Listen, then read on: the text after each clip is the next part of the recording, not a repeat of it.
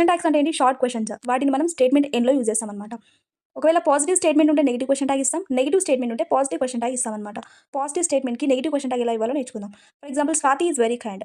Swathi is very kind అనేది positive స్టేట్మెంట్‌లో ఉంది. ఎందుకంటే నాట్ అనే వర్డ్ ఎక్కడ లేదు కాబట్టి ఇది positive statement. So, question tags అనేవి మనం ఆల్వేస్ హెల్పింగ్ వర్బ్‌తో స్టార్ట్ చేస్తాం. ఈజ్ అనేది హెల్పింగ్ వర్బ్. సో, ఫస్ట్ మనం ఈజ్‌తో స్టార్ట్ చేయాలి.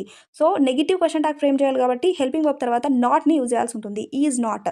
ఈజ్ నాట్‌కి కాంట్రాక్షన్ ఫార్మ్ ఏంటి? ఈజింట్. ప్రనౌన్ యూజ్ చేయాల్సి ఉంటుంది నెక్స్ట్. స్వాతి అనే నౌన్‌కి ప్రనౌన్ ఏంటి? షీ. Isn't she.